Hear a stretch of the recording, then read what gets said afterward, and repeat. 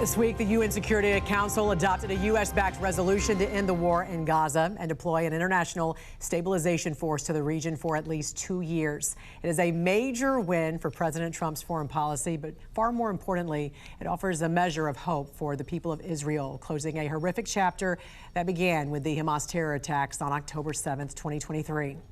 Our very own Washington insider, Armstrong Williams, is in Israel, reporting from the Holy Land and speaking with former hostages, speaking with survivors and Israelis there who have rebuilt their lives in the face of really unimaginable trauma. Good morning to you, sir. Good to see you. Good morning, Jan. I know you've been there less than 24 hours, so tell us about your journey so far. Where are you there in Israel? And what were some of the first things you noticed or stood out to you when you landed on Israeli soil? Shockingly, it's just how normal people are here, how they go on about their business, their warmth, and when they recognize your accent as an American, how grateful they are for our support. And in talking to different people, they talk about their life is just so different. Anything can happen. Even with this fragile peace agreement, it could change on a dime. You know, Israel just fired missiles within the last 24 hours. The British are sending 2 fighter jets to Israel right now as we speak, and we don't know why. As fragile as things are, they've learned how to adjust and adapt to live with the way things are. You know, it may be the hostages yesterday, it could be someone else tomorrow. People are always dying here, and they've learned to embrace it, that when their child, who's a soldier, may leave home and go off to fight, they may not come back home. Yeah, it's really a trip of a lifetime in the aftermath of one of the most horrific terror attacks in history. Tell us where you're going to be taking us this week and what you're hoping to achieve through your reports. Well, we're going to the IDF tunnels, Jan. We're going to Nova, where the massacre actually took place. We're going to see the burned out homes and villages that were destroyed.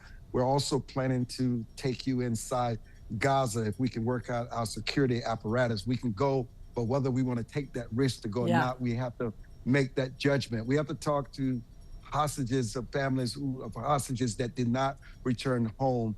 And we're just the disruption of life, just everyday life here in the Holy Land. And it is a holy place. It's unlike any place I've ever been. This is probably my 8th visit, but there's just nothing like the feeling, the spirit that comes upon you, the love, the warmth, but yet the conflict, but yet within the perimeters of Jerusalem with the 3 monotheistic faith, Christian, Islam, and Judaism, they get along like brothers and sisters. You don't have the same conflict. This is your 8th visit there. Talk about the difference before and after, before the terror attacks to today. What differences do you see?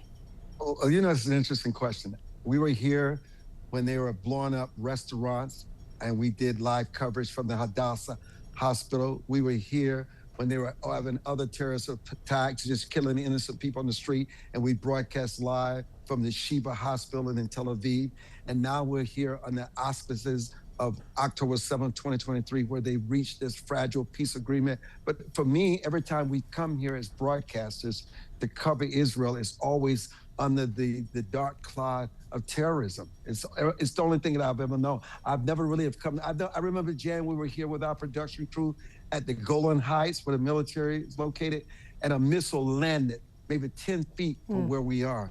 And you can all imagine, ask yourself, is that going to go off? So we've been in the throes of this, so we've seen it many times before, but you can't live in fear, because if they can live this way every day, and it does impact tourists coming to this part of the world, does impact the economy, the least we can do is come and give another side of this story, that they still find the strength and the courage and the resilience to continue to live. Yeah, amen to that. There's so much resilience there of Israelis who keep building and rebuilding despite living under this constant attack and threat of war. Well, we're looking forward to seeing all your reports this week from Israel. Washington insider Armstrong Williams, pleasure talking to you this morning. God bless. Be safe. God bless you.